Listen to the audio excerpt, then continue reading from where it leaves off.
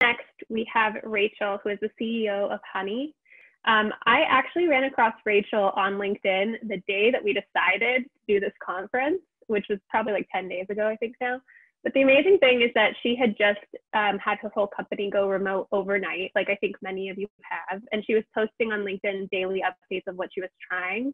And we thought immediately, oh, this would be an amazing case study. Let's talk 10 days out from now and hear, what the progress has been day over day, so that she can share her insights with all of you. And so that you can get some perspectives between companies who have been remote from day one and have been remote, for 2 years now with their entire population versus are switching to remote suddenly and kind of experiencing that transition. So I'm so excited to hand it over to Rachel to get started. Hello, Rachel. Thanks, Jane. Hey, everyone. As Jane said, I'm Rachel. I'm the CEO of Honey. I'll tell you a little bit about it. You'll actually see it because that's where my presentation is living today. But to caveat this whole thing, I am not an expert at remote work. We've been doing it literally for 10 days. A little insight into who I am as a person and who we are as a company. We all work together in a New York office, within arm's distance of each other. We have a really close relationship on the team. We turn around and ask questions all day. We have lunch together every day. Being apart from each other is a very foreign thing for us. A little bit about me. So I'm the CEO of the company. I come from the sales business development side of things, not the engineering side. And we'll talk a little bit about that as we go through our learnings. And as just a person, I'm a mom of two and share my home with my husband. So that's been a really interesting factor dealing with the working from home stuff. But I'm going to share my screen because I have some tactical takeaways for you. Some things that have worked, some things not so much, but I always like to walk away from these presentations with some examples. So Jane, is that coming through okay? You can see it says Noble presentation. Awesome. So I'm presenting just for context from Honey. So a little bit about my company. It's really interesting. We are a company intranet, so we power internal communications for companies, and a lot of our clients are actually, some of them fully remote, a lot of them global, and thinking about remote communications all the time. So this is a really interesting experience for us, the builders of this software, to experience what they're experiencing firsthand. So it's going to, I think, really impact the way we're thinking about product, which is a really cool kind of side effect. But I think for the sake of today, I'm going to talk to you a little bit about why we made the decision, and we made it early. You can see we made it on March 5th.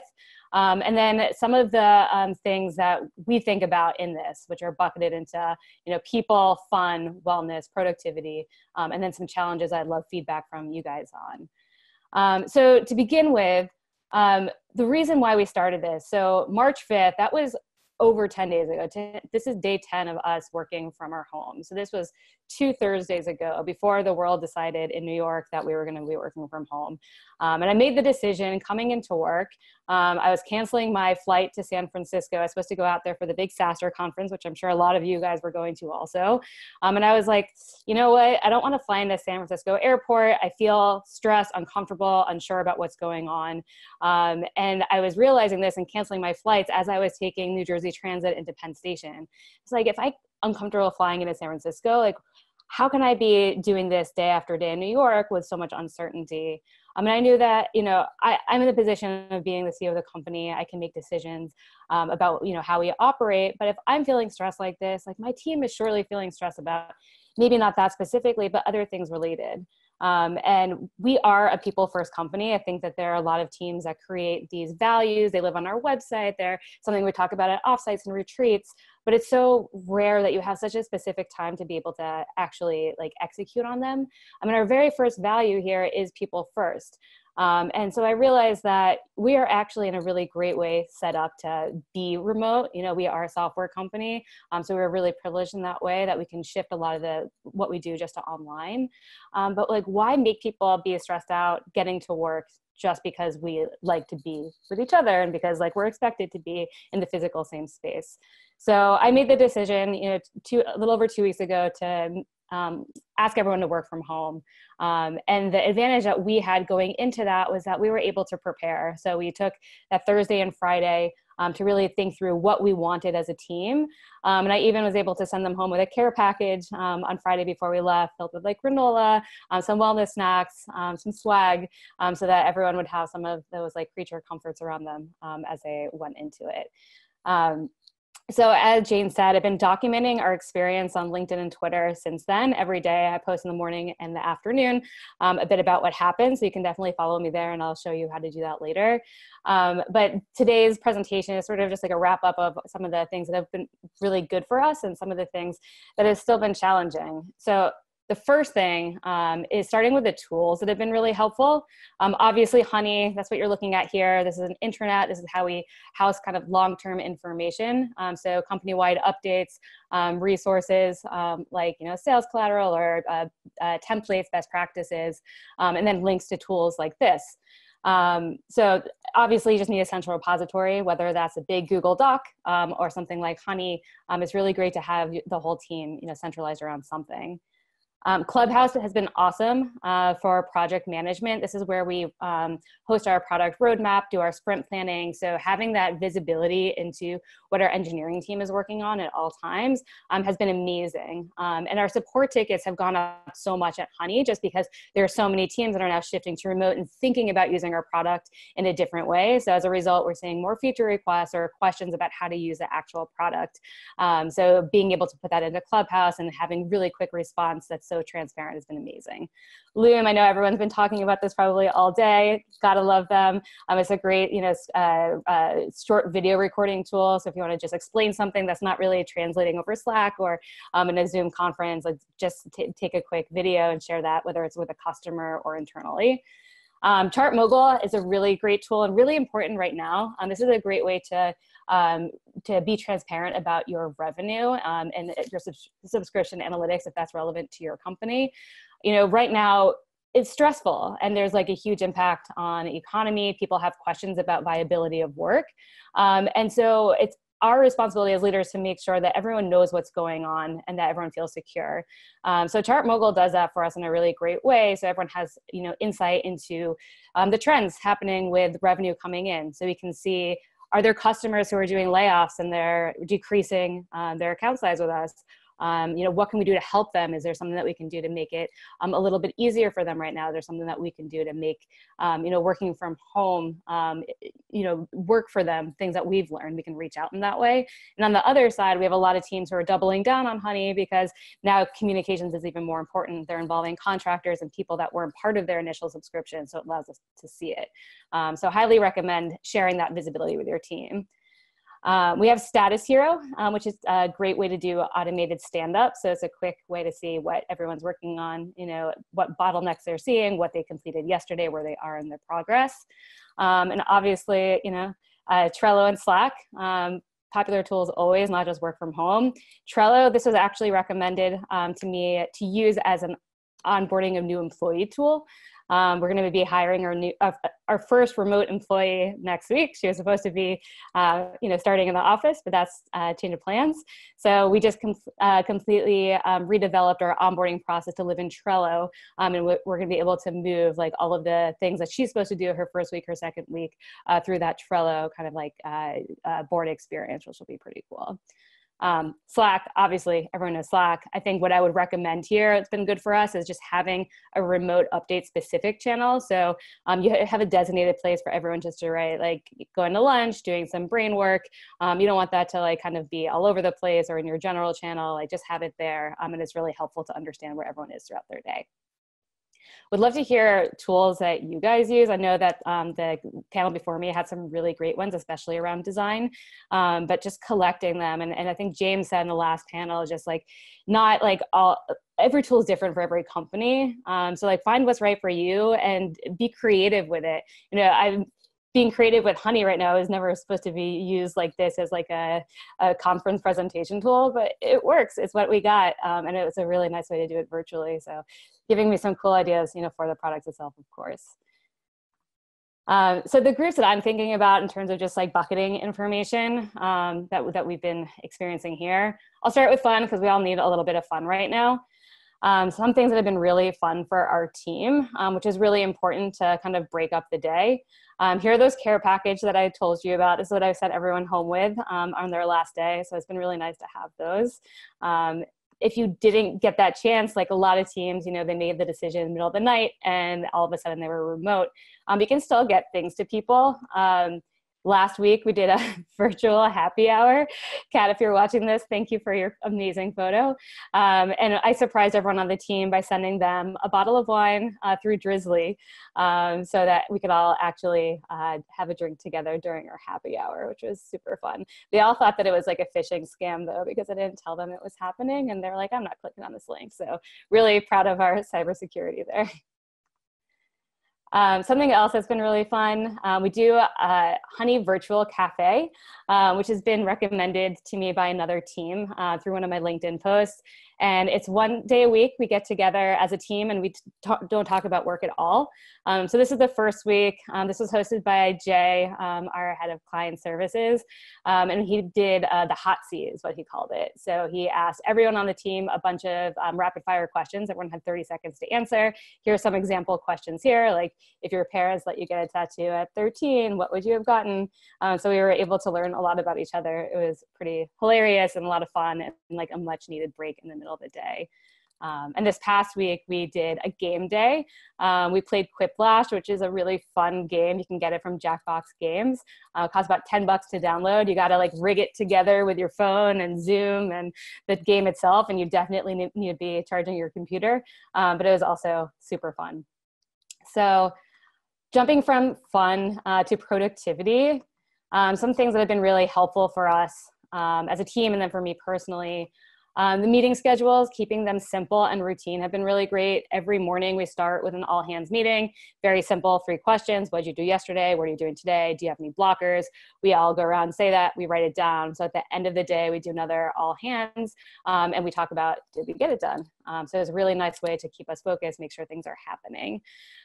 It's also a really nice way to make sure we start and end the day. That's really hard to do sometimes when you're working from home, I've realized. I'm doing a really bad job. My team will tell you that I'm responding to them on Slack at 3 in the morning, which I really need to stop doing. But sometimes when the kids get in the way, that's the time that I actually have time to read some of the stuff they're sending over. But this is a nice way to just document the beginning and end of the days.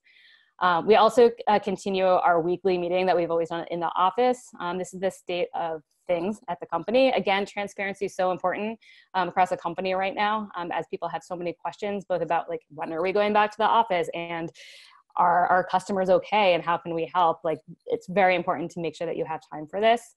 One-on-ones are more critical than ever too. Everyone's dealing with this stress in different ways. Maybe you have a roommate, or maybe you brought in a family member, maybe you have 2 crazy kids downstairs who are thankfully very quiet during this presentation. But everyone is coping with this in a different way. And like, obviously, like this is really scary too. This is like a global pandemic. This is affecting a lot of people in really, really hard ways. And it's really hard to digest that. So making sure that we have that time and space to be there for each other in that way. And then we end every week with a Friday retro. We ask the simple questions: what worked, what didn't, what should we try, what should we stop doing? And I think making quick changes that your team can see super, transparently and quickly goes a long way when you're working remote, and seeing that like there is flexibility and we can make these changes happen. Okay, next topic, wellness. This is something that's really important to me. This is something I fail at a lot now. My life was a lot easier when my kids were not at home, and now it's really impossible. So moving around is really key. I'm lucky I have some setup in my house. The mirror is amazing for home fitness. Peloton, obviously everyone's been talking about. And if you don't have the ability to have any of that, accessible, just like going outside and running around, it's been really nice to do that with my kids, playing soccer in the mud the other day, and really not feeling guilty about it. Like, if you can do this at 2 p.m. When you would normally be working, it's okay. Like, and I think just leaders communicating to that to their team, sharing this like very visibly too, making sure that they know that they can step away from their computer has been really helpful. Personal time is also really important. So this is a glimpse into my evening activities lately. I've been doing Zoom Hangouts and playing like Quiplash or another similar game with various groups of friends I haven't seen in a long time. So this is my group of friends from high school a couple nights ago. We all haven't been together in the same space for like 15 years. So it was really nice for all of us to get together. And as I said before, eliminate guilt. It's really, really hard for everyone, and share when they're hard. I think that's really helpful for everyone to hear when people are hitting those moments. one day I felt really guilty because I was with my kids and I wasn't doing work for an entire afternoon. I was dealing with nap time and making sure that they were entertained. Another day I was feeling really guilty because I was sitting here on the bathroom floor on a call and doing some sprint planning while my kid was just like having a meltdown, and I just prioritized that call over it. And sometimes you just like, that's what you do. And it's not something that I'm the most proud of, but it's the reality for sure. Cool. Yeah, I see some plus ones. I'm sure a lot of people are feeling that right now with kids not being in school, and everyone's trying to navigate how to balance it all. So I'm glad to have that company. Yeah. I'm sorry that you're dealing with it, but I think it's helpful just to like say it and own it, and we're all in it together. Yeah, especially for you as a leader to be modeling that. I think that's so huge. I just want to jump in and say, so we have about 4 minutes left. I'd love any questions from the audience for Rachel before we wrap up. I see one here. So one is just, how did you set up those norms, and who was part of setting up the conversations? That list of meetings that you showed, people really liked that. Everyone's asking for a copy of it, and they just love to know, like, where did that start and how do you know who should be in those meetings? Yeah, a lot of the meetings were just meetings that we were doing already. The kind of aggressive everyday morning and evening all hands was not something we were doing. But everyone, I think, wanted that because we just wanted that social interaction more than anything. So again, like we had that day and a half to plan this before we went remote 2 weeks ago. So what I did, I just met with every head of each department and asked what would be most helpful for them. And they were able to, chime in with their thoughts. And then I published like our new working from home policy and agenda to our instance of Honey, and asked for feedback before we all left for the weekend. And we had like a big happy hour and conversation before we left, and we were able to make the edits there. Amazing. That's great. I'd love any other questions from the group on what they'd like to hear. I see one here about onboarding. So do you have an image that you can show of that Trello? If it's not readily available, that's okay. Yeah. I think what people are probably most curious about is like, how has your hiring or onboarding changed now that you're remote? Sure. So I did have a copy of the Trello board somewhere. I'm trying to remember where I put it. Okay. And it was actually not the one that we're currently using because I'm still creating that. But it's basically just like set up in like the columns of like every week, there's specific checklists that they should be doing. So it's obvious things like, sign up for your Salesforce account or your outreach account. We're onboarding an SDR right now, so very sales specific. And then there's going to be things that are a little bit more role specific, like, understand the customer journey. And in that situation, they're going to be paired with someone from our team, probably someone from client services or sales, to walk them through, our typical client journey, and making sure that those moments are paired with people from different teams. So not only are they onboarding and understanding their technical role, but they're onboarding to the culture and starting to get to know the people, not in like these big all hands settings, but in these like individual one-to-one scenarios. So I'm happy to share that. I'm actually happy to share all of this if it's helpful. Like I can even create like a communal Honey organization here, and we can continue adding resources and ideas here with each other, or we'll figure out the best way to get it around. But the best thing that I've learned is that if you ask questions on LinkedIn and Twitter, I think the kind of the good thing to come out of the social distancing stuff is that people are really craving interaction, and people are really going out of their way to help and give their time. So I asked about onboarding the other day because I really want it to be a good experience for her. And someone reached out to me from Berlin and said that he would walk me through how they do this, in Trello. So we spent 30 minutes together. He walked me through all of his notes in Trello, in Notion, where they keep all of their onboarding information, and really helped equip me with this. So ask questions. People are really amazing right now and being really generous with their time. And I'm happy to do it too once I figure it out. That's what I was just going to say. It's so true, as are you, being so generous with your time, joining the day and talking through all of your practices and building this out specifically for this audience. I so appreciate it. And I think there's so many smarts here. We will absolutely rest assured that we will share out all of these resources. Any last parting thoughts or big learnings from these 10 days of going remote that you'd like to share before we start to switch over to our next session? Yeah, I think like the thing that obviously has been the most helpful for me is how we met Jane, is this public accountability. Every day on Twitter and LinkedIn, I post my agenda of what I do. This was, a little bit over a week and a half ago on March 10th, before my kids were home. And it was nice and like clean in what I was doing, although still a little bit crazy. I thought it was hard then. And this is my agenda, I think, from last night. And now you can see it's moved to a spreadsheet because I have to watch what my kids are doing, what I'm doing, and balancing my husband's work schedule also. And I'm sharing some videos every morning just about, a question or something that I've learned that day. So if you want to keep the conversation going there, I'm happy to engage and continue the conversation. Amazing. Thank you so much. So I'm going to start to pivot to our next bit of sessions here. Thank you so much, Rachel. We so appreciate you joining us today. It's been such a pleasure. Bye. Let me share my screen.